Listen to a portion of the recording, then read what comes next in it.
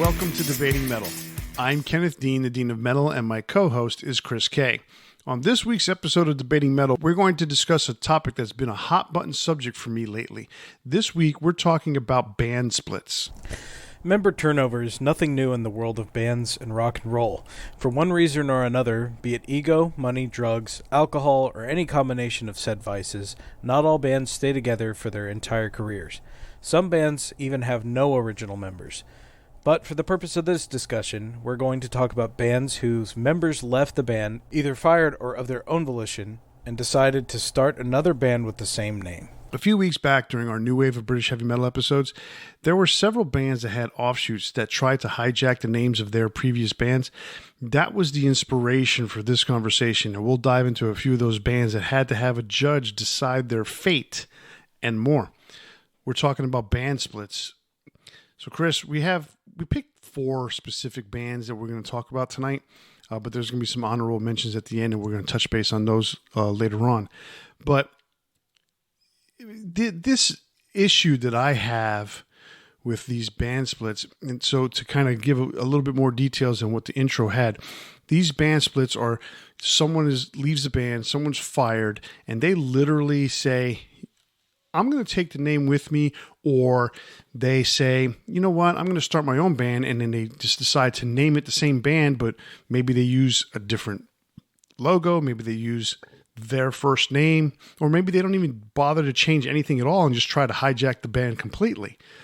So that really grated my nerves when we were talking about it during the New Wave of British Heavy Metal episodes.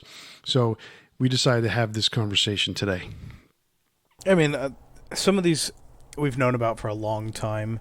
I remember watching that metal show years ago and listening to Jack Russell talk about his situation. And I think we're going to get into that at some point tonight. But, some of these, it's just kind of a disservice to the fans. But at the same time, I get where the band members are coming from. It's their livelihood. It's what they do. And they just don't get along. So there's a lot of reasons this kind of stuff happens. It's just really unfortunate for the fans that it does.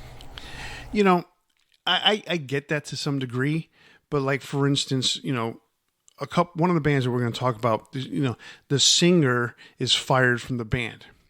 Okay. It's not like nobody knows who he is.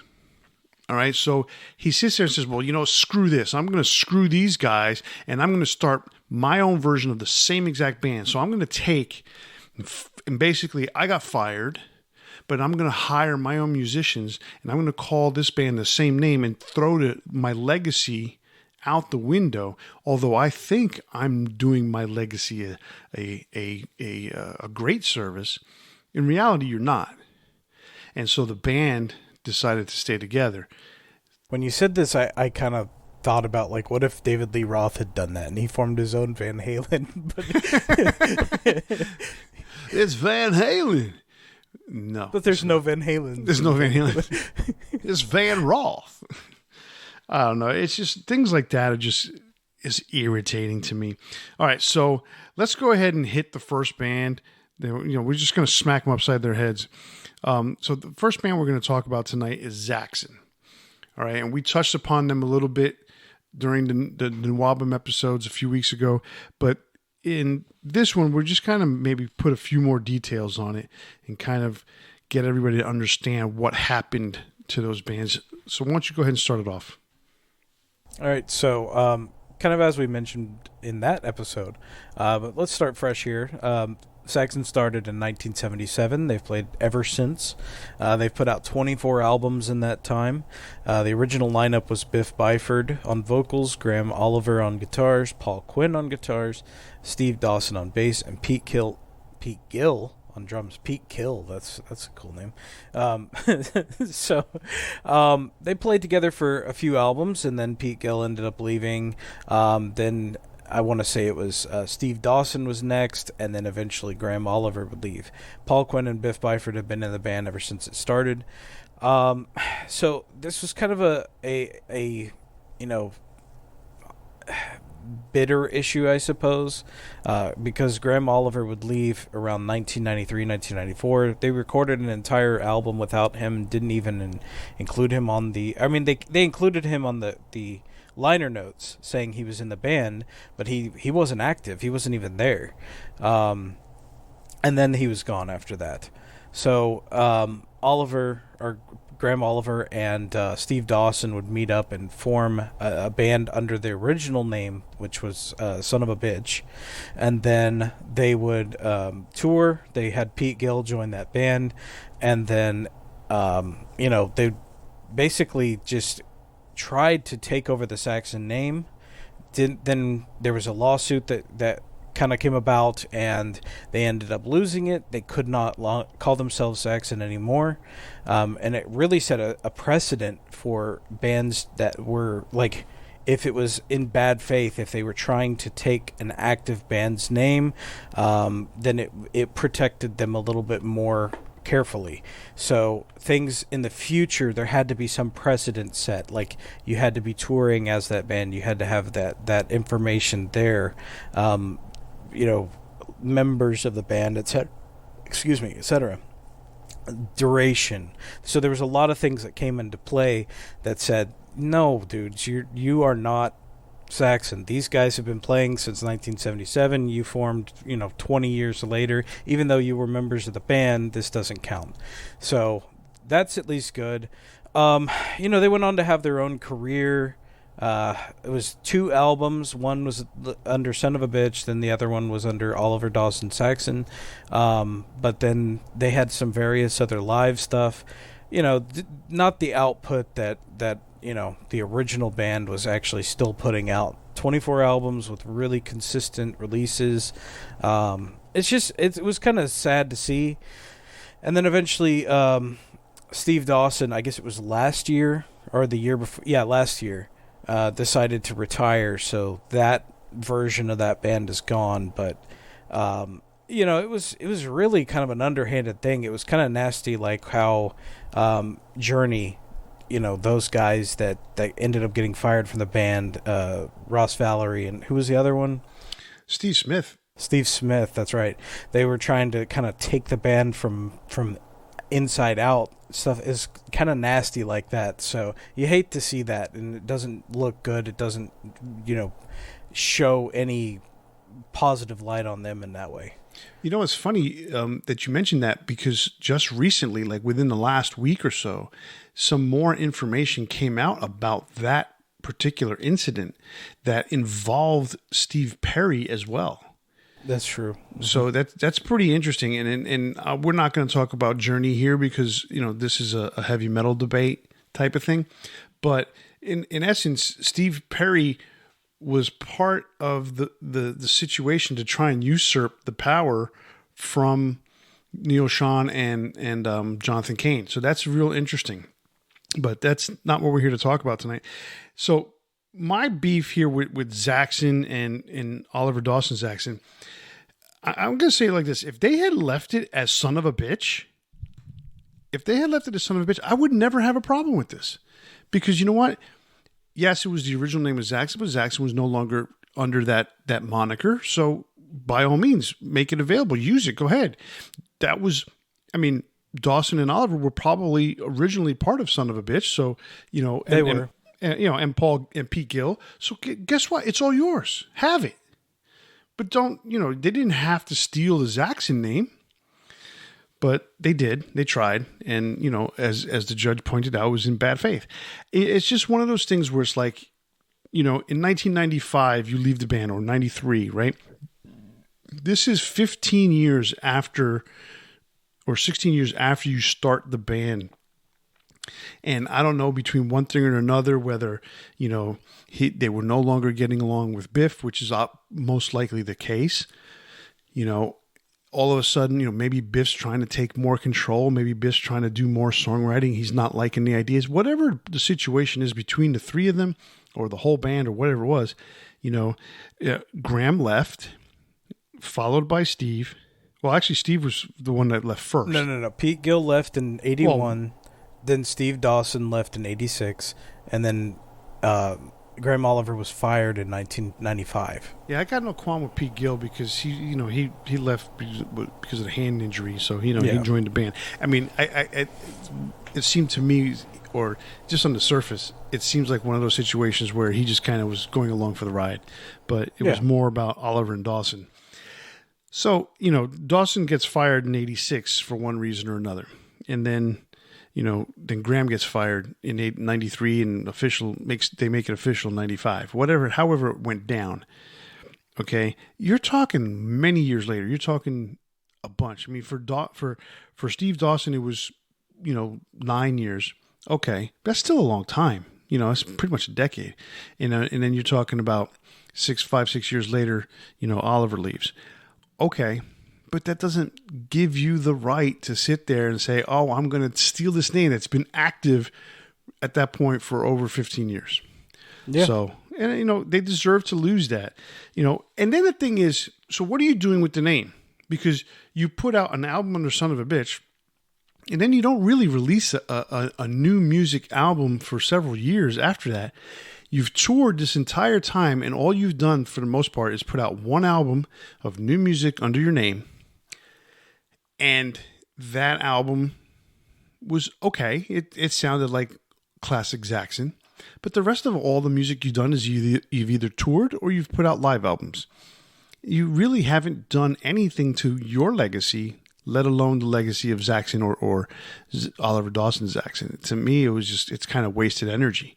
I mean, you put up, 4 or 5 live albums in the course of 20 years? Like, that's just... Put something else out other than live albums. I mean, the point being is, if you're going to steal the name, then be active with it. I mean, look at Zaxxon. I mean, 24 albums in their 45-year career or whatever it is, now. That's a long time, and that's a lot of freaking albums. Let me tell you. I mean, that is a lot of music to put out. And. More power to him. I mean, Biff Byford is kick-ass vocalist. I mean, he's still singing as good as today as he did back then. The band is great. What are you going to do? It's just one of those things where I just did not, that set me off, and I had a rant about it on the show. It's, I didn't like it, and I still don't like it. But now that they've retired, good riddance. Goodbye. See you. Have a nice day. I mean, I don't know. I sound like a dick. Like just being... I don't think so. It did not come across in a positive fashion. They're basically inactive, and then they come up and they're like, you know what? We want the name. It doesn't matter that you're already still performing as this band. So it causes confusion with fans because they're going expecting to see Zaxxon, right? Right. They're not going expecting to see Son of a Bitch, which they might know who that is, or they might not, depending on the fact that, that name's not as big. See, like, but for it instance, says Zaxxon, so they're expecting to see Biff sing, right? Right. And he's not. Like, for instance, if they take Son of a Bitch, if they keep the Son of a Bitch name, right, they could have easily put in on the marquee or on the advertisement featuring former members of Zaxxon. That would have been cool. I'm cool with that. You know what? Because that's what a lot of people do. I don't know. It depends, because that can have a negative thing to it as well, where people go, "Oh, these are just guys like living off of the name of another. There was somebody they used to be part of, and then we write an episode about it." Well, yeah, but what's worse for them? Oh, they're living off a legacy, right? Well, you know what? Granted, for one guy, it's a 10-year legacy. For the other guy, it's a 15-year. I get that. It's a hell of a lot longer than Dave Evans' one single legacy, that lasted 6 months. But, I think, yes, I understand where you're coming from when you sit there and say, oh, well, maybe, it might have a negative connotation because, these are guys that are former members. But you know what? If you go out there as a fan and you say, oh, that's Zaxxon, and it's not Zaxxon and it's not Biff singing, well, that's shit, just as bad. That's worse to me. No, I'm thinking more in terms of the time than now. Like, now, I think a lot of metal fans, they're cool with it now. Like, but then that it might have been different. Oh yeah, well the information age makes things so much different now. You know that when you go to see, and that's not true, because there are some people that just have their heads in the sand and they still don't know certain things. So it is what it is. All right, so that brings us to the next band that we're going to talk about, which is Queensryche.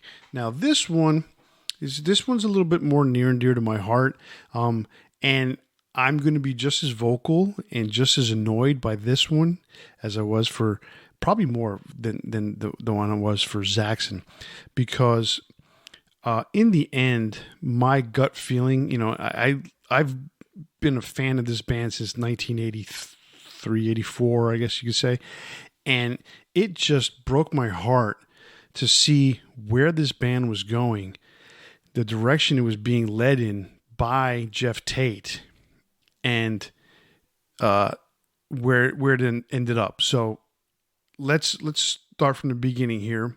We all know who Queensryche is, or most of us should know Queensryche. It was a band started in 1980 out of Seattle, Washington. The original lineup consisted of Geoff Tate on vocals, Michael Wilton on guitars, Chris DeGarmo on guitars, Eddie Jackson on bass, and Scott Rockenfield on drums. Over the years, Geoff Tate and his family, his wife, Susan Silver, and her daughter, Miranda, took more and more control of the band, and Geoff himself took more and more control of the songwriting, especially after the departure of Chris DeGarmo. And he kind of put the band in,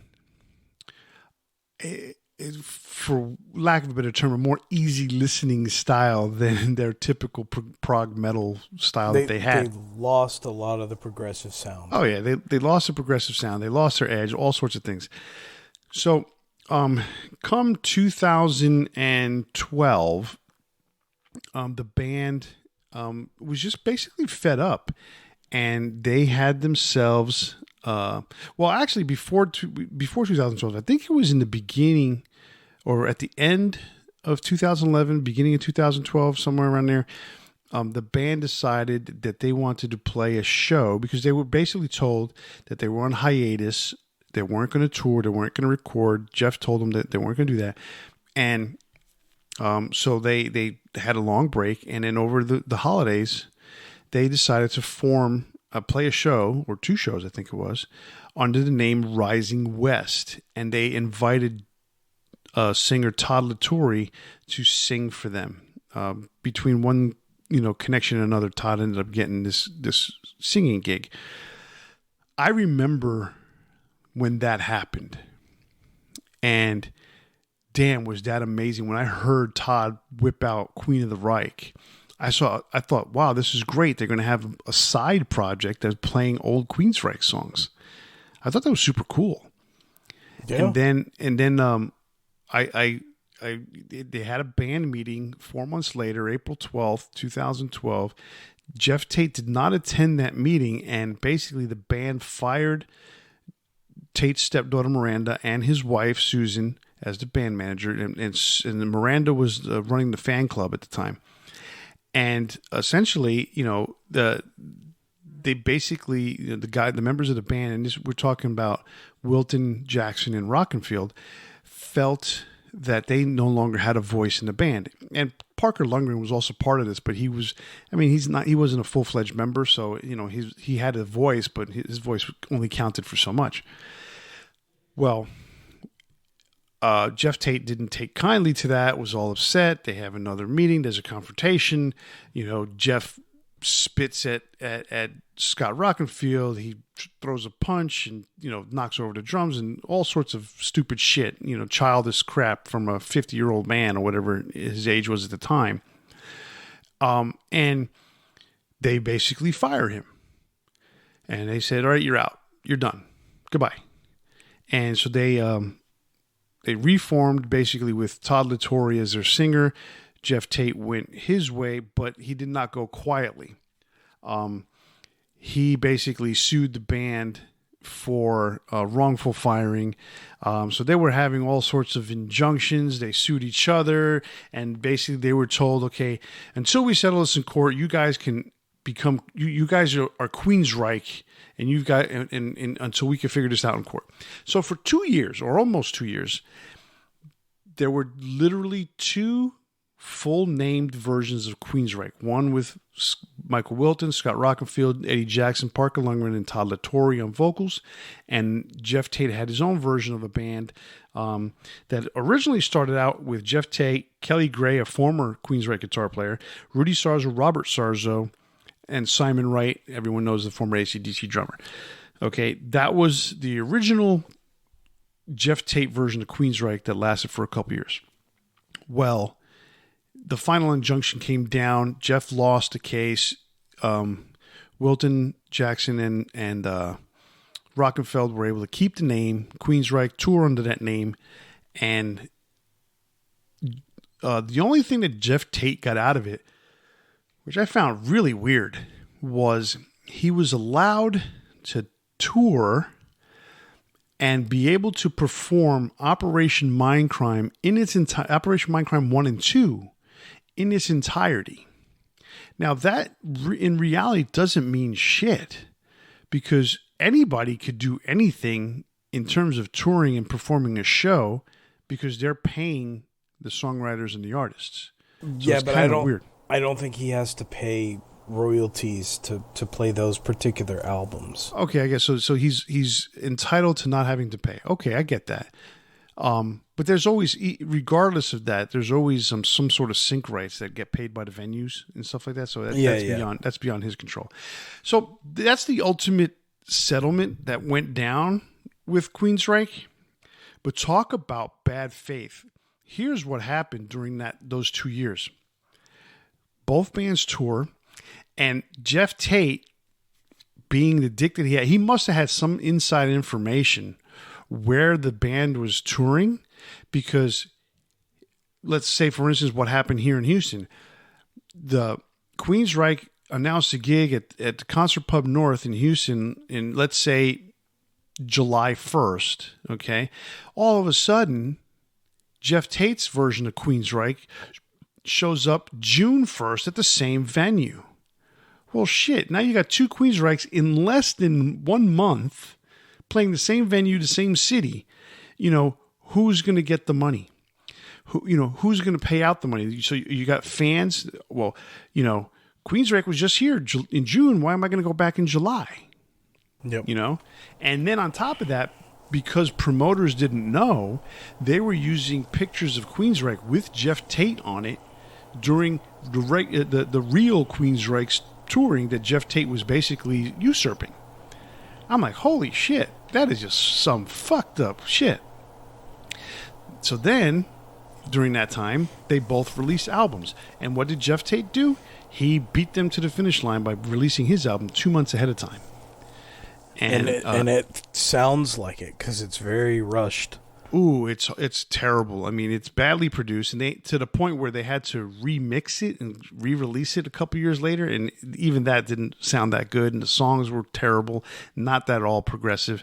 And then the band releases their Queensryche self-titled album, and it really should have been an EP. Which they couldn't have released an EP with the same name, or they could have. It doesn't matter. But it was a 30-minute album, but it has some really damn good songs on it that when you heard it, you said, this is Queensryche. Like, you hear Jeff's version, it was like, that's not Queensryche. It's some guy singing it. It could have been anybody. The only good song on that is that Cold song. And it's not bad. It's really not. But that's about it. Everything else is pretty mediocre. But even that song is not written in the form of Queensryche. No, it's not. It just sounds like a Geoff Tate solo song. Right. With the Queensryche album that came out. It sounds like old Queensryche. Exactly. It sounds like classic Queensryche, and it was great. So in 2014, basically the lawsuit got settled, and the bands, Queensryche went their separate way, and Geoff Tate went his own way, basically coming up with 10,000 different incarnations of Queensryche and it was no longer Queensryche. Operation Mindcrime was the name of his band, which is so original. So he just now he tours as Jeff Tate and he does his own stuff. That to me is more acceptable. You're Jeff Tate. He can say he's the former singer of Queensryche. He's allowed to say that. That's great. That's the way it should be. Yeah. I would have respected him a lot more if he just left and went as Jeff Tate and toured his music, whatever he wanted to do. He could play Queensryche's music, write new stuff, but I would have respected it a lot more than the way it was handled. He just came off as just being, angry, bitter, and trying to sabotage other people, and maybe that's exactly what it was, but but have a little more grace. He was a douche. And like I said, I mean, you and I think right before the pandemic hit, you and I were going to go see him just so we could compare because we had already seen Queensryche a month before the pandemic. I was actually very disappointed that didn't work out because I wanted to see, in contrast, what the difference was. And I know he can still sing pretty well. He doesn't have the same pipes that he used to, but it doesn't mean he's not good. But I just wanted to see what the vibe of the show was, how he conducted himself, everything. And I was very disappointed that didn't end up happening. And yes, as was I. But also, another thing that we didn't get the chance to make that comparison. That was disappointing. I agree with you. But now, I'm almost more accepting of what he does now because he just does it under his name. Agreed. But actually, I saw some video footage of him the other day, and he actually performed Queen of the Reich, which is amazing in and of itself because he had not performed it in years with Queensryche. Yeah. And I think hearing Todd sing it kind of gave him a boost in the ass a little bit, but he was able to pull it off for the most part. The band itself didn't seem all that great. They were able to pull off the parts, but it just didn't have that same energy. Yeah. When I saw the video, but I also saw it and listened to it on my computer screen, which sucks ass. So it's one of those things when you are one member and you don't have the fan base that you used to. You can form a band, but hiring guys that are talented, yeah, it's definitely possible. But being able to pay them on the level that they need to be paid is also difficult. So there's a balance that has to be struck. Like a lot of these guys that go and form their own solo band or something like that, they when metal was bigger than it is now, then it may have been more possible to hire better musicians. Like David Lee Roth goes off, he gets Billy Sheehan, he gets Steve Vai. But those didn't last either. They went on and did other things because they can't stick around and just be part of a backing band, basically. Right, you can't be a hired gun forever. Yeah, so that's what ends up happening with these guys is they go out and play, but you watch, say, Sebastian Bach, he can still sing to some degree. He's older, he has a deeper sound than he used to, but he's not going to hold on to the top musicians to play with him because they're going to move on to do other things. Right. Not everybody can be the Conspirators. Yes. Miles Kennedy's band, who basically is the backing band for Slash, which it's just a cool name, Slash, featuring Miles Kennedy and the Conspirators. Yeah. Okay, so it's enough of Queensryche for now. We're going to move on to our next band that we're going to talk about, and that's LA Guns. You want to take that one? I don't want to, but I will. So I'm not a big LA Guns fan, but I'm familiar with their history, mostly through watching, music documentaries and that kind of stuff on the subject of the scene, right? But LA Guns formed in 1983. They've been around since then. No real breakups, just lots of member changes. Lots. Yes. Lots. their classic lineup, which we're going to talk about, because they had some guys that were around before they recorded, including Axl Rose, famously. That's where Guns N' Roses came from. So the classic lineup, again, was Phil Lewis on vocals, Tracy Guns on guitars, Mick Cripps on guitars, Kelly Nichols on bass, and Steve Riley on drums. That was I would say, the classic lineup. They recorded the most famous albums.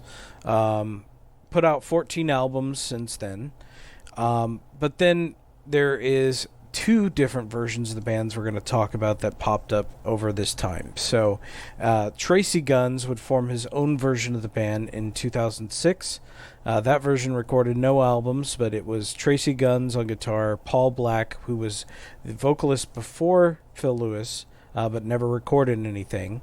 Then Jeremy Guns, no relation, on bass. And Nick... that's so odd, right? 2 guys named Guns and they're not related. Well, so... I mean, I'm pretty sure they're made-up names to begin with. Both of them are made-up names, and I think Jeremy Guns' name has to do with Tracy Guns. He calls him his quote-unquote son, but he's not his son. So Nicky Alexander on drums, and he was the drummer before Steve Riley. So it's almost like an original lineup kind of reunion. Kind of. But even then, those guys weren't the originals of those positions, right, which is kind of funny. But that lineup didn't last particularly long. And then Jizzy Pearl would come on board to Tracy Guns' lineup at one point. And he had been briefly a vocalist for the real LA Guns. And I hate to say real LA Guns, but I mean, that is the truth. The lineage is there, right? Because Tracy Guns had left the band. That's just a fact. That doesn't mean he carries the same original lineage of the band. So then there's another version we're going to talk about, and this is the Steve Riley version. And this formed in 2018, and they lasted until 2021 as LA Guns until their court suit got settled, and he had to retitle their name Riley's LA Guns. They've released one album as Riley's LA Guns. So this, I would say the lineup that we should mention would be with the recording lineup, because there was a singer before, but Kurt Frolic, that's a hard name to say for me for some reason, on vocals and guitars, Scotty Griffin on guitars, Kelly Nichols on bass, so from the classic lineup of LA Guns, and Steve Riley on drums. So, man, there's a lot to unpack here because, basically, the band had gone through lots and lots of changes up until that point. Band members not getting along, etc. So it really, let's talk about, I want to say it was 1995, Phil Lewis left the band. And so they had 2 or 3, 4 different other singers in that time before he rejoined the band. By that time, Tracy Guns and him weren't 100% getting along. You have Steve Riley, pretty much the most consistent member of the band throughout that time, other than Phil Lewis. Mick Cripps had already left by that time. So, just about 30 different members, really, realistically, through this time. And that's a lot of chaos, but they're still consistent. They're still existing. And that's the other thing. Like, Tracy leaves the band, decides that he's going to form another band under the name of the Tracy Guns Band. Then he decides all of a sudden, you know what? I owned LA Guns. Steve owns LA Guns, but I also own LA Guns, and it's my name. I'm Tracy Guns, so I'm going to form LA Guns as well, and we're going to tour under there. They even got a record contract, started going, but things just never worked out for them, and he ended up dissolving that version of the band in 2012, so only 6 years. So that all happens, and then he decides, we're going to play a couple shows together with Phil Lewis. So they play LA Guns, Phil Lewis plus Tracy Guns. Now this is just those two guys, and then they start reforming a relationship, but then Tracy says, well, I don't want to play with Steve. So if I'm going to rejoin the band, I don't want Steve there, and I don't want this Stacy Blades there, right? So there's all this back and forth of, drama of, I don't want to play with this guy, we're not buddies, I don't want to do this, and then they end up reforming I guess basically the classic lineup, and then they kick Steve Riley out. So he owns the name. He has equal ownership of the name to Tracy Guns, and that's where that came from. So while I'm not a fan of, if you're just the drummer and you're touring as a band, I'm not really a big fan of that. I also understand that he had ownership of the band, and he also kind of got backstabbed by Phil Lewis. So there's this drama that's in this, all of this back and forth, and it's just kind of disgusting to watch as a fan. And it makes you, one, not want to listen to the band, either any incarnation, 1, 2, or 3. But, if you're a big enough fan, I guess you can stick with it. But to me, it's too much drama. Man, I tried to listen to an album today, and I couldn't tell I could easily tell it wasn't Phil Lewis on vocals, but it was that Renegades album that came out in 2020. And I'm like, this doesn't even sound like LA Guns. Mm-hmm. Like the thought process behind Stephen Riley forming his own band or his own version of LA Guns with a guy who doesn't even sound remotely close to Phil Lewis. I don't understand that because, honestly, I don't know what the first guy sounded like. His name was Jacob Bunton. I said Button, didn't I? So no, it's probably this guy Kurt. No, the recording is Kurt, but I don't know if the first guy that they hired sounded more like Phil Lewis. So maybe that's where it started. But then you know how it goes when one guy leaves, then you hire a new person, and they may not be exactly the same. And maybe he didn't want to have exactly the same either. But continue. No, the one thing that I can tell, Steve Riley, if I'm not mistaken, was fired from Wasp when he was in Wasp, right before he joined LA Guns. He was. I mean, everyone was pretty much fired from Wasp at some point. Yeah, exactly.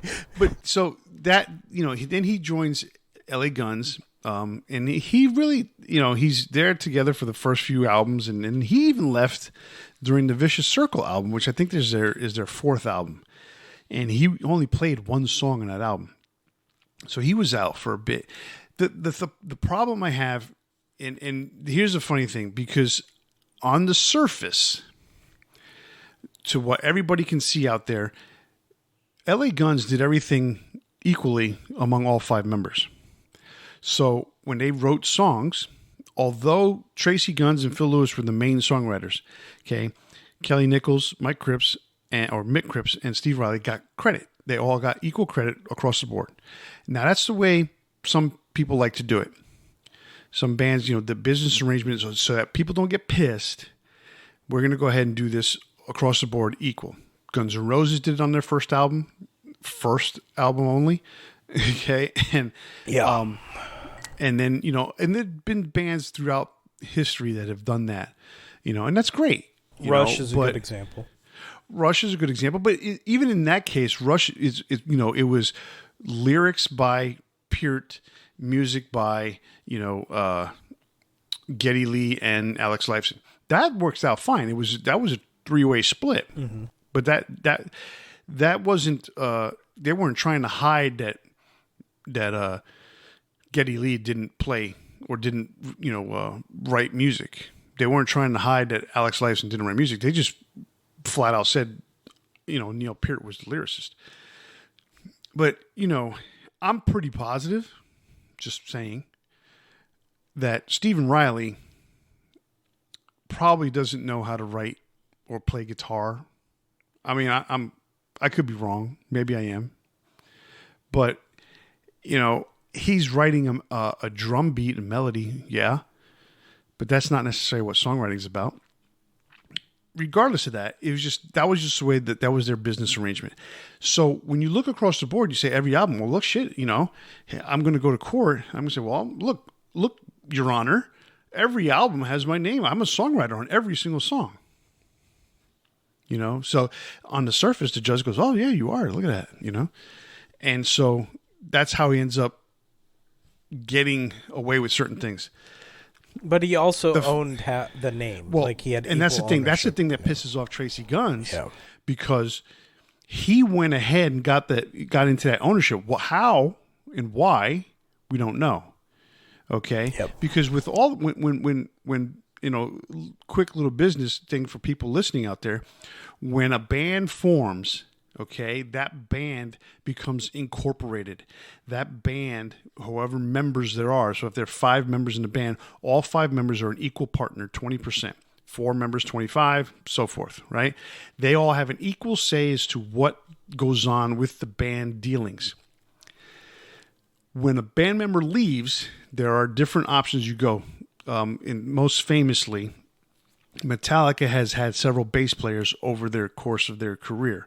Okay, when Cliff passed away and Jason became the bass player, it went from being Creeping Death Incorporated, which was the original band with, not original, but it was James, Lars, Kirk, and Cliff, and I believe it became Metallica Incorporated when Jason was in the band.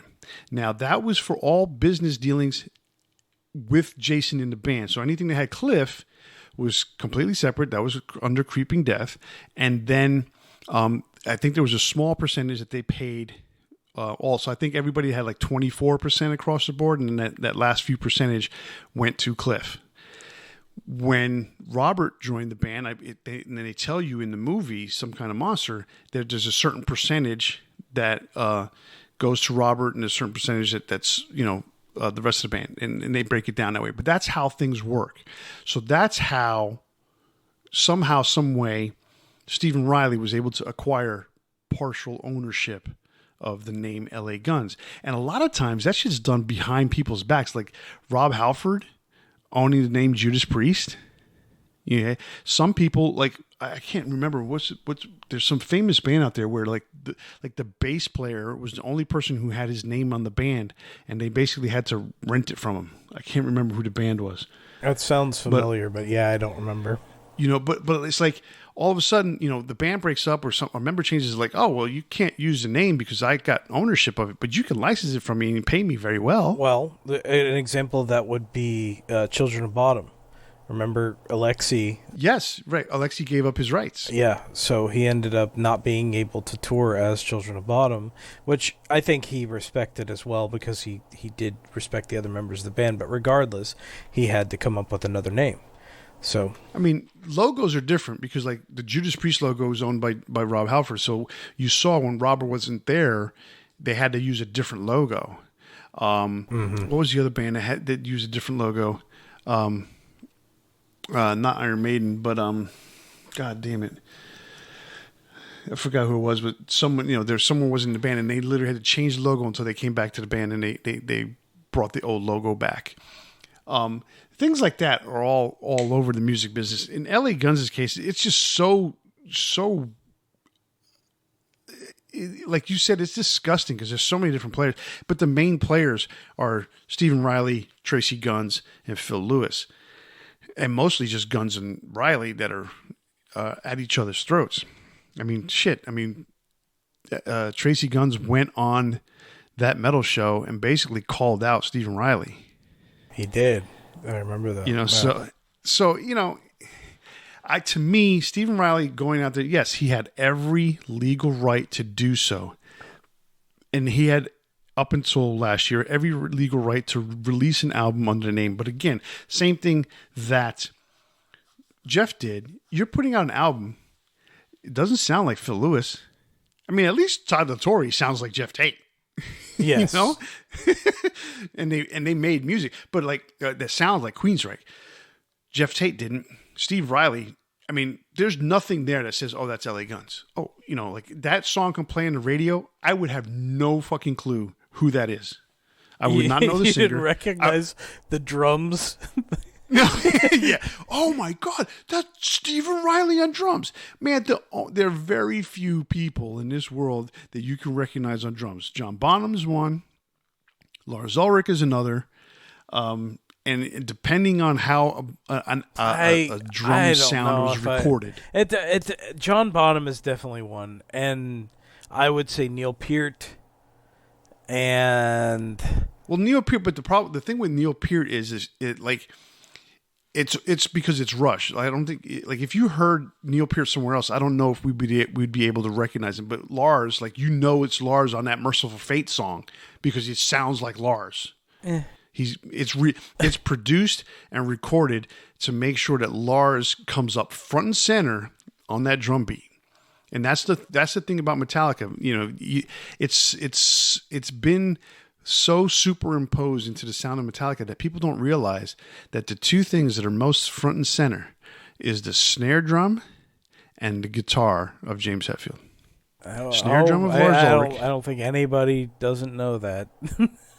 No, I know that, but what I'm saying is it's just funny because certainly not the bass of Jason Newsted. No, it's definitely not the bass of Jason Newsted. But Metallica's drum sound is distinctive to Lars, okay? Much like during the 90s, all those new metal bands and stuff like that, they all had, they were all using that piccolo snare, and they all had a very unique sound. Like, I could pick out a Primus song, but that doesn't necessarily mean I could pick out the Primus drummer. Yes.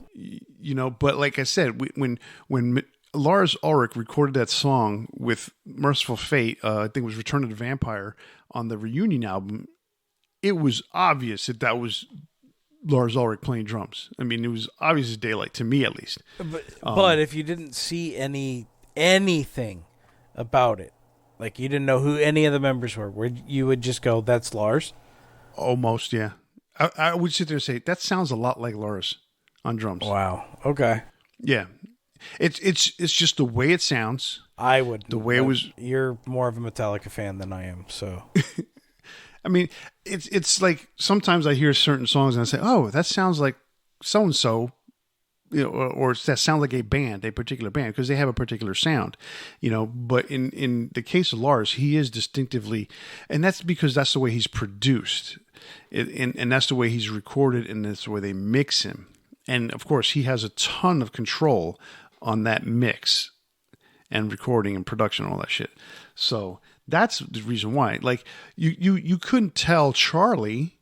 Okay, how many people can sit there and say, "Oh, that drum beat that's in the middle of Make Me Laugh off the State of Euphoria album is exactly the same as the drum beat that's on One from Metallica on And Justice for All," but it's very short, and you it's almost hidden in the mix to some degree. But shit, Lars isn't.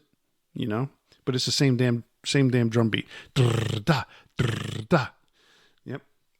So anyway, that's my point, is that Stephen Riley is so distinctive. I could not tell when I heard that song that was Stephen Riley. Yeah. So anyway, LA Guns it's just a sad state of affairs for that band. And, to have two competing albums come out, and one sound terribly bad, and it's funny, there's zero distinction. They use the same exact logo, they use the same exact everything, and it's like, seriously. At least Jeff he didn't use the Queensryche logo. I mean, I give him that much. I mean, he used the Fleur de Lis, but like he used the Tri-Rike, but it was, I don't know, it was. To me, it was different. I mean, you saw the name on it. It had a big FU on the ring in the front. Yeah. Oh, okay, you I mean get that. on that album? I thought you meant on his solo stuff. His solo stuff uses a Fleur de Lis, which is supposed to look like a Tri-Rike. Yeah, he has. It's a variation of the Fleur de Lis. Yeah, I get that. No, he used the Tri-Rike logo on the ring, the FU ring. Yes, he did. Because he was trying to stay as Queensryche. I get it, but like. The Queensryche, for the longest time, had used a similar, like the Operation Mindcrime. They were like Motley Crue. Their Queensryche name logo always changed. mean, my favorite was the one that was on the first EP. That was a great logo, but they've changed it every album. They use a different logo, like Motley Crue. But anyway, LA Guns. Wow, that's just a fucking mess. For real. All right, so the last big band that we're going to talk about tonight is going to be Judas Priest. So the both of us are very familiar with Judas Priest. You know, one of our favorite bands. You know, top 10 for me. I'm probably top 6 or so. I know it's probably top 5 for you. Pretty close, yeah. If not, I mean, top 10 at least. Yeah. Right, at least top 10. So, I mean, there's really not a big thing to have to describe Priest. You know, it started in 1969. The classic lineup consists of Halford on vocals, KK Downing on guitars, Glenn Tipton on guitars, Ian Hill on bass, and the classic drummer, the one that was there the longest up until Scott Travis, was Dave Holland. Dave Holland left after Ram It Down. After Ram It Down, and Scott Travis has been in the band ever since. So since 1990, Travis has been in the band. Think about that. That's what 10, 30 plus years, 32 years. It's been a while for Scott. That's why they're inducting him along with Dave Holland, along with Les Binks, into the Rock and Roll Hall of Fame under that special category that Judas Priest got the participation award for. That's a whole nother episode. Anyway, so Priest has 2 issues. Al Atkins in 1998. See, this one I think is lesser, but continue. It's lesser. Yeah. Yes, it's lesser. Although, okay, he has this album. So is the album called Victim of Changes? Yes, it is. Okay, so the album's called Victim of Changes. Is that the one that has the same cover that looks like Sin After Sin? That's the issue that I have with it. Right, okay. So, all right, Al Atkins was the original singer for Judas Priest. To the point where, if I'm not mistaken, was he not the only... Well, actually, is he not the only original member of Judas Priest? And it's like Ian Hill was not even a founding member, technically. So there's 2 bands called Judas Priest, right? There's his original band, which broke up, and then he reformed Judas Priest, which we know has KK Downing, but yeah, Ian Hill was a member of that band. So okay. there is like this. It was the same year, but there is this kind of like disputed history of Judas Priest, right? Where they say it like, oh, it formed back then. No, that wasn't technically the same band, but he used the same name because they liked the name and they wanted to use it again. Then when he left, he okayed them continuing with using the name. So there was really no like discrepancy there. It wasn't that he didn't like, oh, I that's my name. He gave it to them. So, right. Okay. So anyhow, he has zero, and I put it this way, Dave Evans has one up on him. He has 0 songs recorded on record as Judas Priest with him on vocals. Yes. Okay. Nothing. And basically since the first album, it's been Rob Halford. So this guy, 1998, former lead singer of Judas Priest for all of however many months, or a couple of years, whatever, releases an album called Victim of Changes because, yes, he was one of the songwriters on the original version of Victim of Changes, which came out on Sad Wings of Destiny, which is Judas Priest's second album. And he forms this band with Paul May on guitars and Pete Ems on bass. Oh, and guess what? Dave Holland on drums, former Judas Priest drummer. Which, in essence, Al Atkins had never had anything to do with Dave Holland, by the way, because that's 3 drummers down the line after Judas Priest had started. Yeah, I mean, as far as recording with him, I think they actually were kind of all somewhat friends, you know? They were all mates. Yeah. Okay, that's fine. But even then, it's still a while away because Dave didn't join to 78? Mm-hmm. Yeah. Right? And Al left in 72? Something like that. Yeah, it was 3 or drummers later, Yeah, so technically he's got no association with them. But anyway, they released this album, and okay, so I think he re-recorded a version of "Victim of Changes" on it. But the biggest problem that you and I have is that the album cover is kind of an alternative ripoff of "Sin After Sin." That one makes no sense to me, because Al has nothing to do with. Like, I'm fine with him using "Victim of Changes." He wrote that song. And it's a bluesier version. It's not the same. So he does his own version of it, which is more true to the original. That's great. Fine. All fine and good. But why are you using a "Sin After Sin" cover when that's multiple albums into Judas Priest's career? Well after he left the band. Weird. Yeah, and he has nothing to do with that album cover. Yeah. I mean, unless somewhere deep inside we don't know that either Al or maybe even, let's say, Ian or KK had that drawing or a drawing or a sketch or an idea, concept of that album, and it was produced and given for the "Sin After Sin." And then Al goes, "Hey, wait a second, I made that drawing, so let me go make my own version." It just doesn't make sense. I don't think so. But who knows? Let it fucking go, Let it go.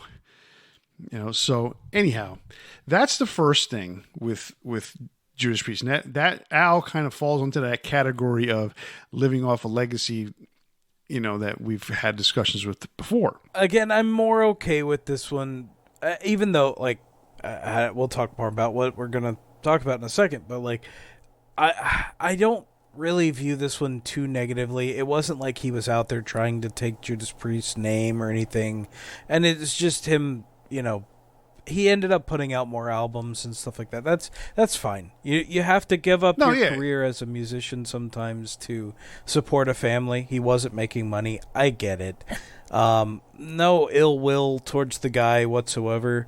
But it's just kind of a weird situation with the cover of the album. Right. I mean, and if anything, it's just about the cover, really, because you know what? He has every right to record and name the album "Victim of Changes." I don't have a beef with that. It's just one of those. It's just living off the legacy, and fine, okay, I get that. Album cover questionable. Maybe you should have come up with your own At least idea. He's not putting out an interview every 6 weeks talking about the good old days and we were gonna take over the world and Oh, another Dave. All right. So instead of starting at 2020, let's roll back 10 years to 2010. Judas Priest announced that they're having an Epitaph tour. This is supposed to be the retirement tour, the farewell tour. Okay. And it was one of those things where they felt, I guess, the inner turmoil of the band is what kind of caused the band to make an announcement that they were going to retire as a recording and touring unit. Maybe tour every so often or play a few shows. But then, so they do that tour. I believe, in the middle of the tour, or during, I think the tour, a part, like a leg of the tour ended and they were going to do another leg of the tour and they just kept dragging out the tour. And KK was like, "Yeah, I don't want to keep doing this." But there's reasons behind it that we'll talk about in a few minutes. But KK basically comes out and announces, "I'm retiring from the band." And instead of saying, "Okay, well, we're going to quit," the band says, "Oh no, we're going to get another guitar player and we're going to continue." And so, of course, at that point, KK's, all butthurt and shit like that. Well, so he left, basically. He just pieced out during the tour, and they hadn't fulfilled all their dates. So they had to get another guitarist. It wasn't just that they were decided, "Oh, never mind." It was more of a necessity. Well, right, exactly. You have to finish the tour, and that happens with everybody. But, for instance, AC/DC technically finished the tour after they decided, "Oh, we got to find another singer," but it was a couple years later. But that's a whole nother story.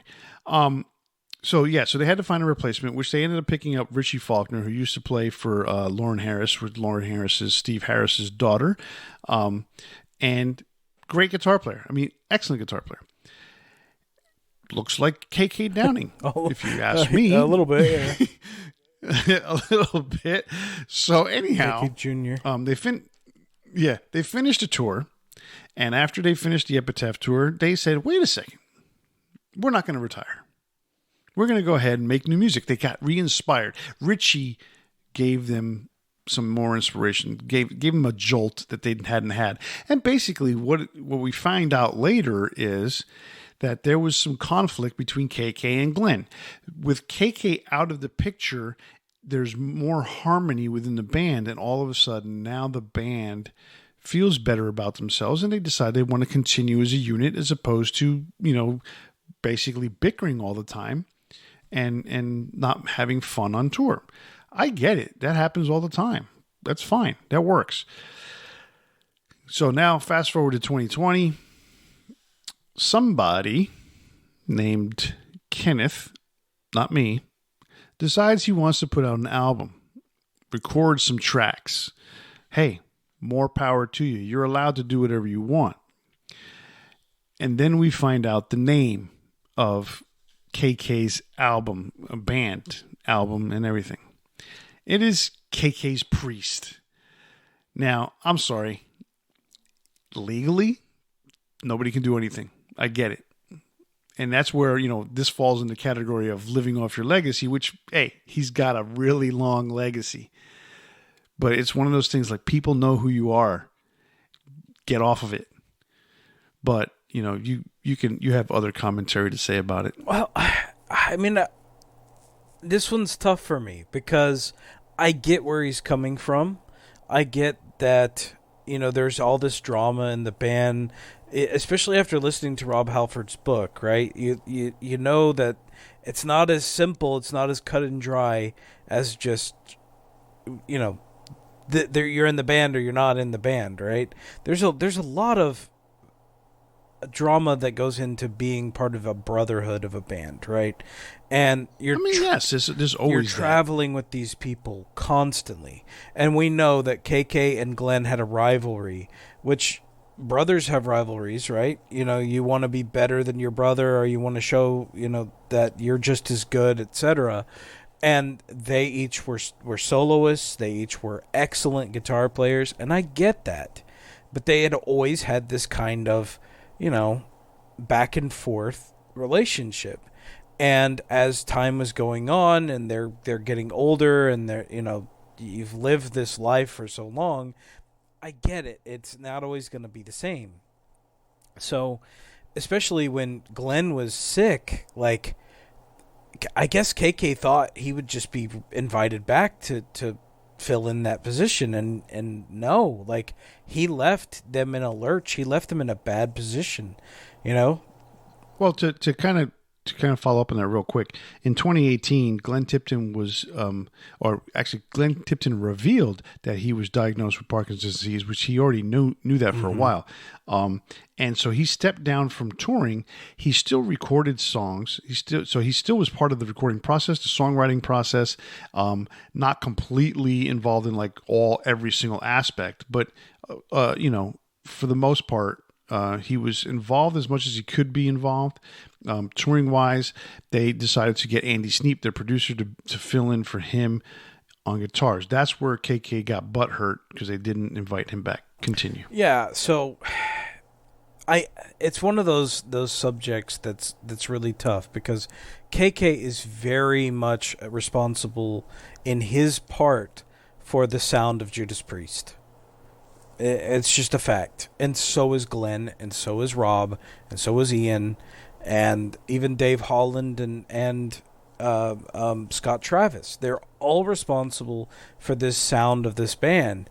And so it's if you're not allowed to be a member, if you're not allowed to come back into the fold, what do? You come up with an album, you come up with something to put out. And the problem is his choice of name, I think. And it's always going to sound kind of bad that he chose KK's Priest. Even though the album, to me, was pretty dang good. Oh, the album's pretty damn good. So there's more to the whole KK's Priest thing that we didn't mention. Okay. Who's the singer on KK's Priest album? Former Judas Priest vocalist Tim the Ripper Owens.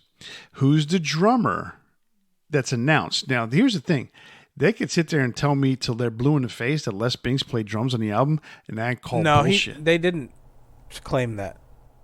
No, they didn't? Okay, he toured with them when they first started, and then he just either physically couldn't handle it or, like, legitimately he did get injured when he was performing, and he wasn't able to continue playing with them. They got a new drummer, and it's, is a much younger guy that played more in the style of what, like, say, Scott Travis does. So, that works out better for the genre of music they're trying to play.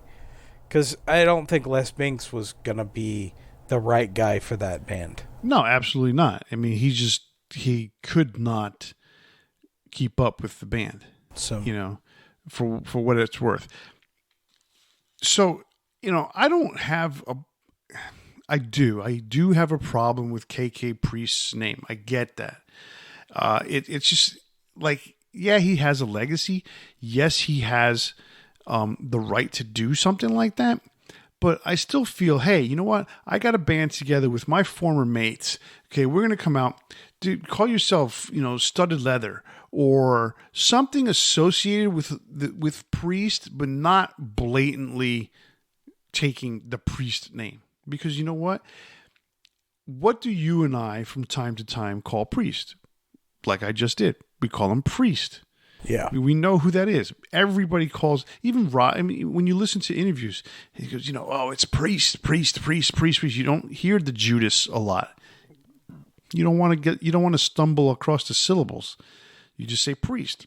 Mm-hmm. So for KK to turn around and call it KK's Priest, he's trying to jump on that name. It is absolutely clear that that's what he's trying to do. But he could have easily called it KK's, Metallion, KK's Metal Gods, whatever. No, not Metal Gods, because that would have brought a lawsuit from Rob instantly. KK's Vengeance, that would have been great. But the thing is that basically nothing starting with K. Everything would be fine. So the thing is, though, that there's that name recognition, and I understand why they go after it, because there's a built-in fan base there. There's that, and when you're having to start, like, it's easy to say for the other guys, well, you're taking our legacy. At least it wasn't Judas Priest. At least he didn't go out there going and calling himself Judas Priest. It's not like anybody was fooled and be like, wait. Judas Priest is KK's Priest now? No, nobody got fooled by that. At least there's that, right? But there's that built-in name recognition. He's having to start fresh. Rob knows firsthand how hard it is to start fresh. It wasn't easy for Fight. It wasn't easy for 2.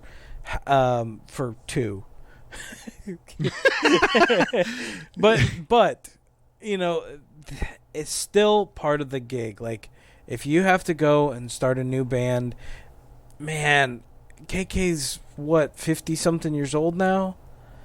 No. 60? He's like in his mid 60s. 60s. Okay. That's tough for him to go start and play, and not have anybody know who the hell KK's Priest is.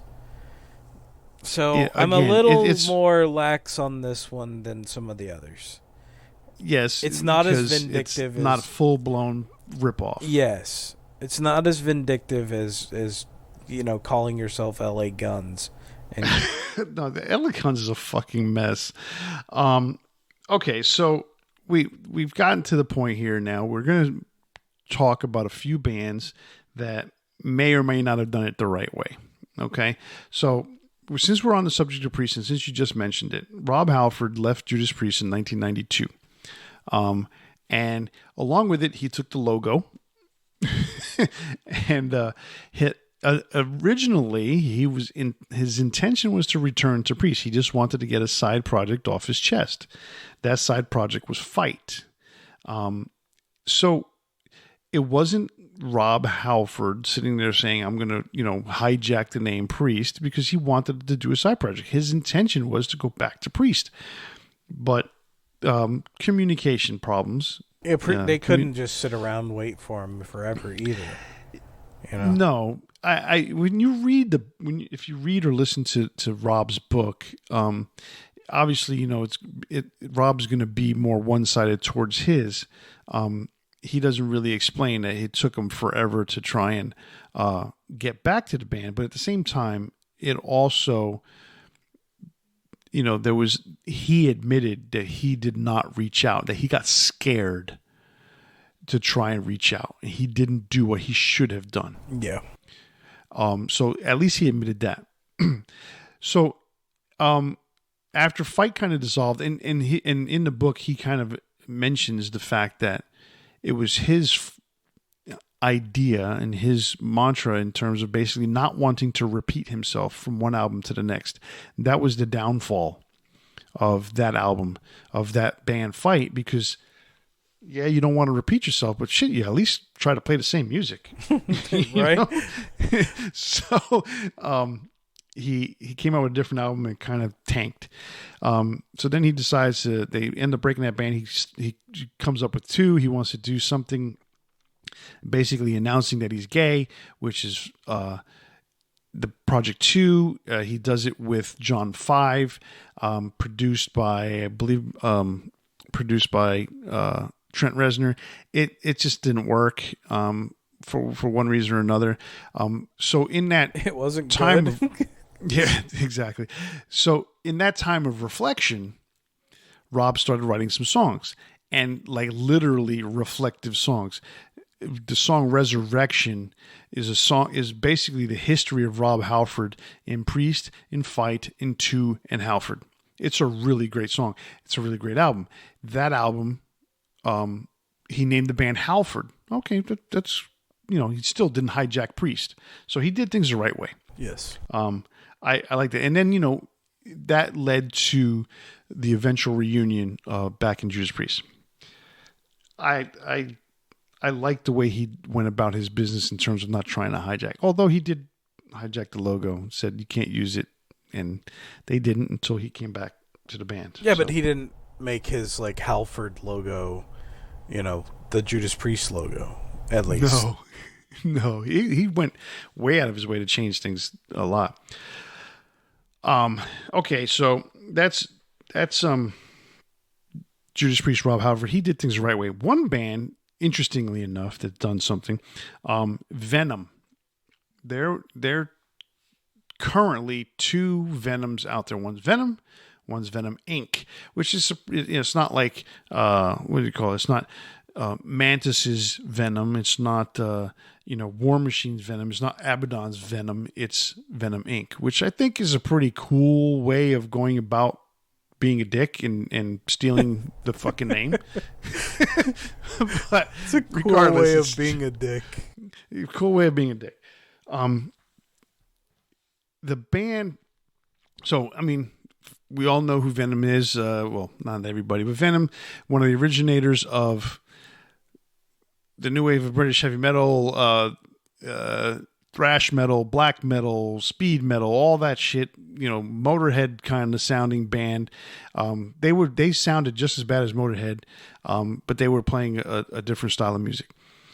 They are very influential in the world of black metal. Very influential in lots of different cases. And their original members were Mantis, Cronus, and was it Abaddon was the original drummer? I believe so, yes. So they then, through time, bands change, and they ended up getting this guy, Tony Demolition Man Dolan, as their bass player and singer after Cronus left, and Cronus's real name is Conrad Lant. And then Demolition Man left, and Cronus replaced him, and he's been in Venom ever since. Now, Venom exists with Cronus as the only original member, but now Venom Inc. has, at one point, had two original members, and they just now have one which is, what's his face? Mantis, Jeffrey Dunn. And they have a different drummer, and they have the second Venom singer, which is Demolition Man Tony Dolan.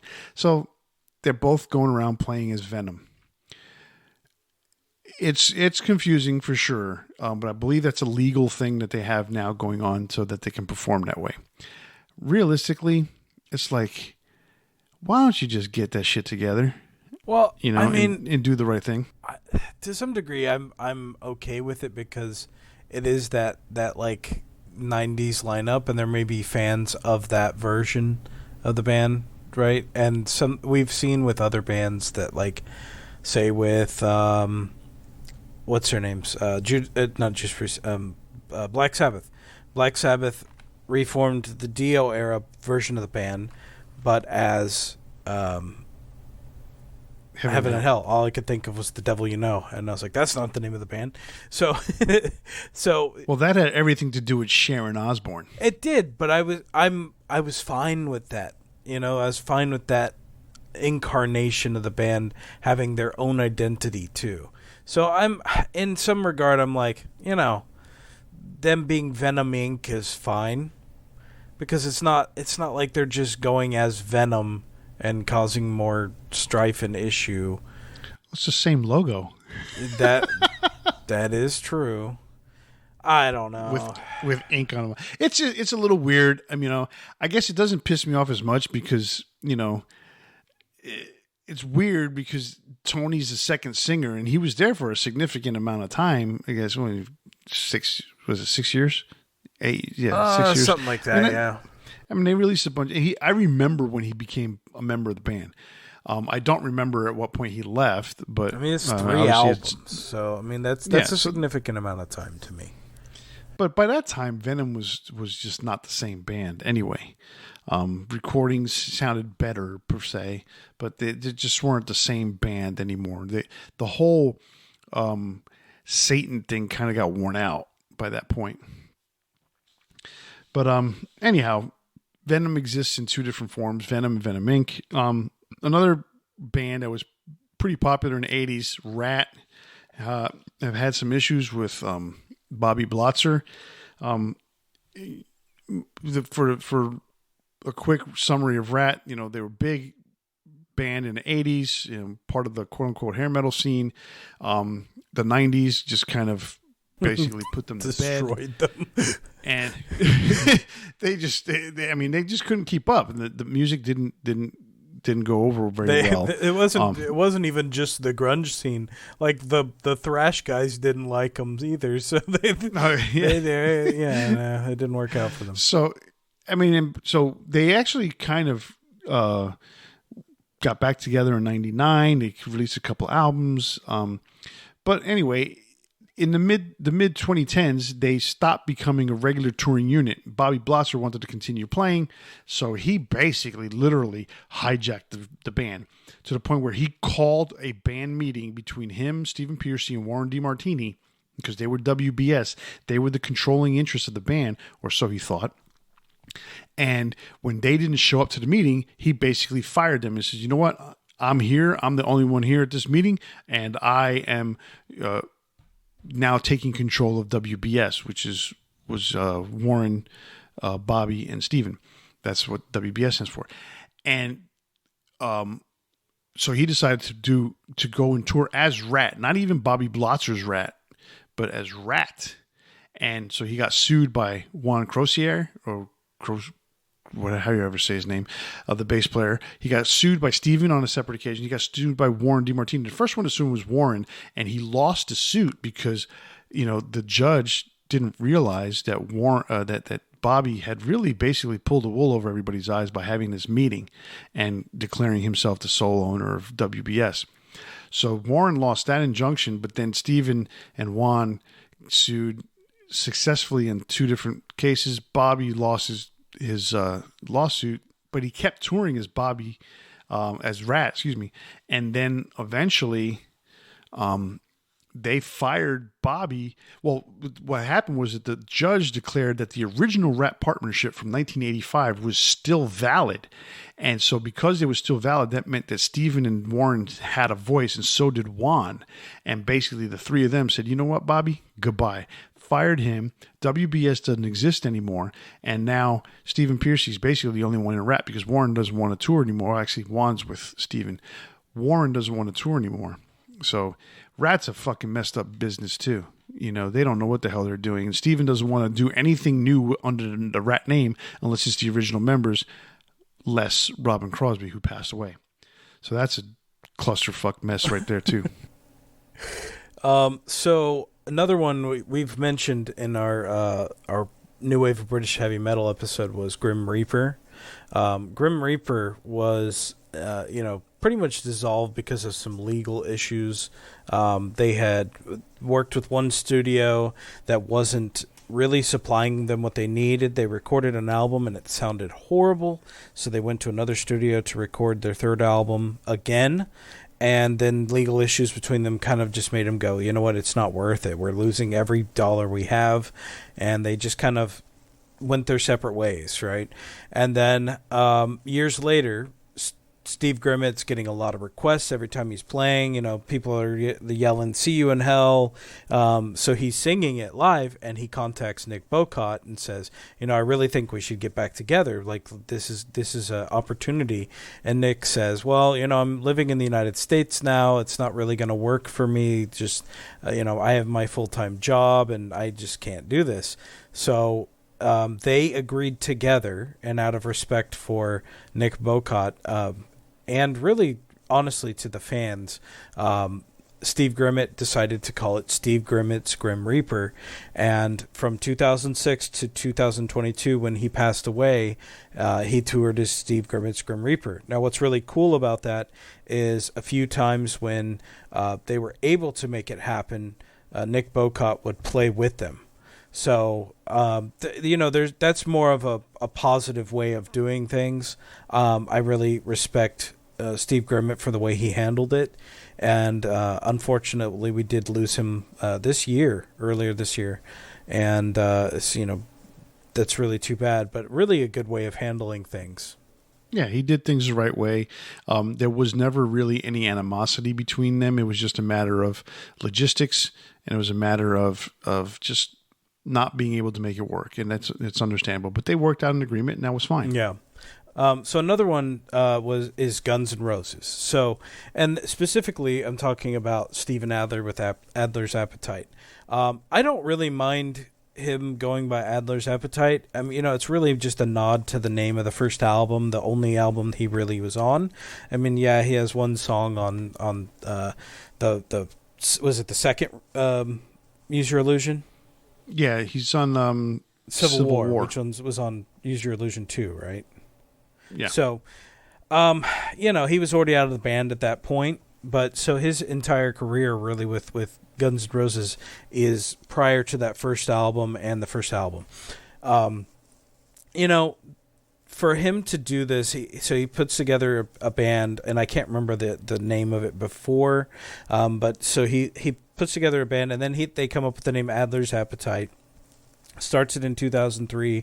This is around the time that he is working on his drug addiction and trying to get clean and trying to have a sober life.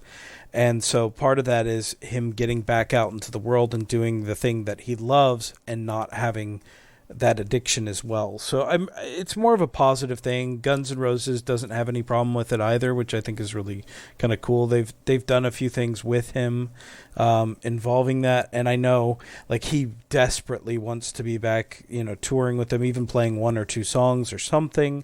But it just, I understand their history and their issues with him as well too. But for this, to me, it's not a negative thing whatsoever. No, not at all. I mean, it obviously, he's got to play on words off of the first album. It's a way for him to make a living. I get it. All these issues that we're having, that we're talking about, are a way for most of these players to make a living. But I believe in Steven's case, it's more about literally making a living playing clubs. And he wants to use his name recognition to be able to get fans in. I mean, he's not going to sell out arenas with Adler's Appetite, but he was also recorded original music, which is great. Jizzy Pearl was in and out of the band a few times, so it's just a way for him to make a living. I get it. Some of the ones like Zaxxon, that was just outright stealing. LA Guns. Stephen Riley can sit there and say it's a way for me to make a living, but you're making money off of the fact that you own the name. And for him, he could still make a living because he's, what is calling it LA Guns going to get him? What, an extra 10 fans at the show? He's only got 50. The fuck, dude? That wolf. Anyway, I don't mind. I don't have a problem with Steven Adler and Adler's Appetite. All right, last but not least, so we get this over with. Great White, Jack Russell ended up leaving the band in 2011. Well, 2010 he got sick. 2011, 2012, finally he tells the band he's going to actually tour as his own Jack Russell's Great White. They sue him. The lawsuit ends up being where was it Michael Lardy, Tony Montana, I think is the bass player's name, and no, it's not Tony. Tony was a bass player, but it wasn't him. It was the drummer who was part of the band that got rights, and then of course Mark Kendall, the guitar player. They successfully sued Jack Russell for the rights of the name Great White and all its uses, but they were kind enough to license the name Great White to Jack Russell, and Jack Russell can now play as Jack Russell's Great White, and both bands exist. Yay for them. That's another mess. It's not as bad as freaking LA Guns, but it's another mess. That one was kind of sad too because Jack had gotten injured, and while he was injured, then they basically just kicked him out of the band. Yeah, I think there's a lot more to it than that simple, but yeah, it comes across that way, and it's funny because there was supposedly so much saying he's going to be back, he's going to be back, he's going to be back, and he said that he was going to be back, and then all of a sudden, yeah, well, he has to meet all this criteria before he can get back, and he's like, what? I didn't know that, and then he said, fuck it, I'll make my own band. Yep. So anyway. That is the end of band splits. I hope that we didn't grieve or air too many grievances tonight. Make it sound completely negative. But hey, you know what? This was just a way to get shit off our chest. All right, so that brings us to tonight's Big Four. And oddly enough, it is the Big Four LA Guns songs. This was a tough one for both of us. I'm gonna go out on a limb there.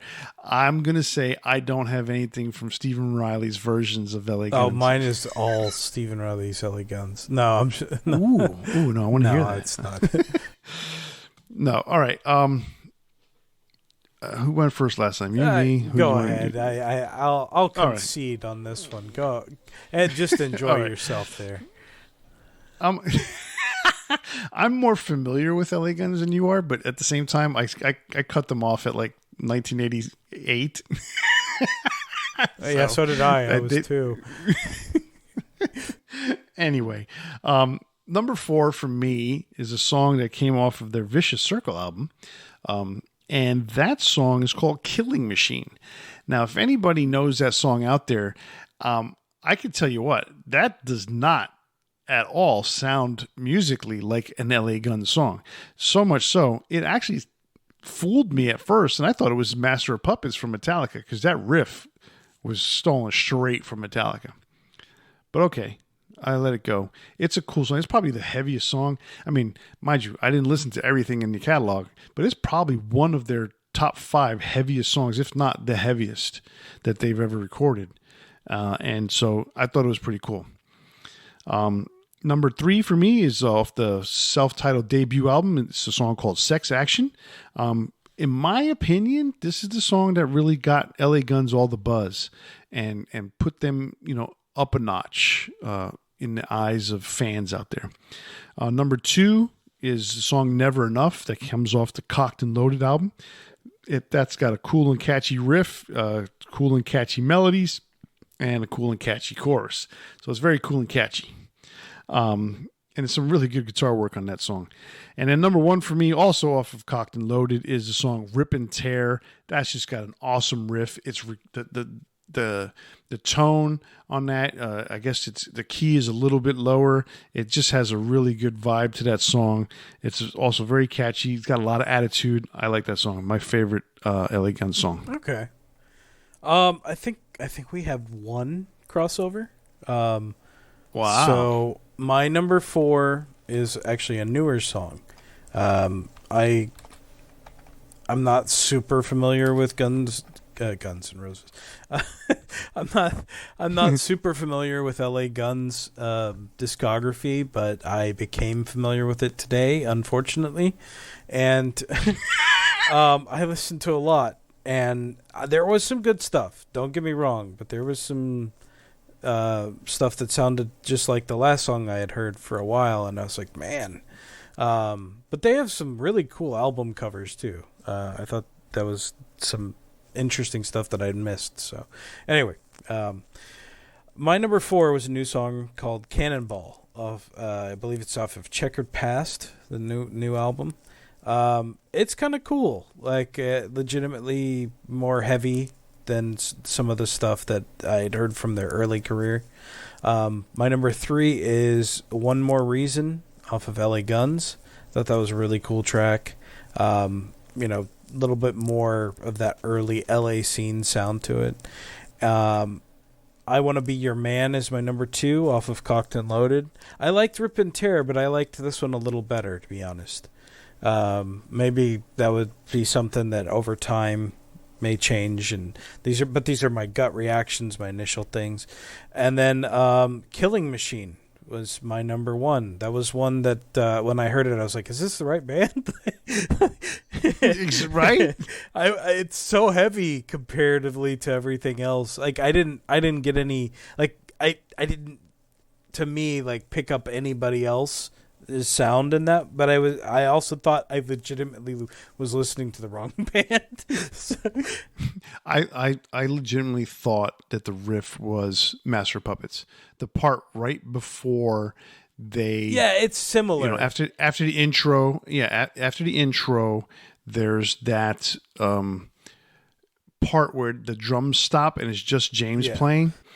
That riff sounded a little bit like that to me. It's a similar rhythm, but it's different notes, like completely different notes. Yeah. So, I get where you have that similarity. But damn, like really different. And Vicious Circle actually is not, as a whole, like listening to what I heard of it, is not that bad of an album. But no, they were still trying to make it back then. Yeah, but or keep it alive. But that was in the 90s. So, I mean, just different time, I guess. Anyway, that was my big 4. So, I liked actually a couple of the songs that you had on yours, but I think my experience with LA Guns is just not that, like, it was basically today. Yeah. Well, I mean, you and I both admit we're not big fans of LA Guns. We're not big fans of LA Guns business dealings either. And essentially, we chose LA Guns for the Big 4 tonight because we had already done all the other bands as a Big 4 for songs and some albums. So we chose to reach out a little bit into the unknown, and this is what we came up with. So we hope that you guys can listen to a couple of those songs that we picked and enjoy them for yourselves as well. Yeah, pretty good stuff. All right. Yeah, so that's our Big 4 LA Gun songs for tonight, and that's the end of this week's show. You know the drill. Click like, subscribe, or download it onto your favorite device. Do it for us. Do it for yourself. You'll feel really good about it when you do that. And don't forget to leave us a comment on Facebook, Instagram, and Twitter, or send us an email to debatingmetal@gmail.com. YouTube viewers, click subscribe and ring that bell to be notified when we post a new episode. So tune in next week for another episode as we spark up another exciting metal debate. On behalf of Kenneth and myself, stay safe and always turn it up to 11. See ya.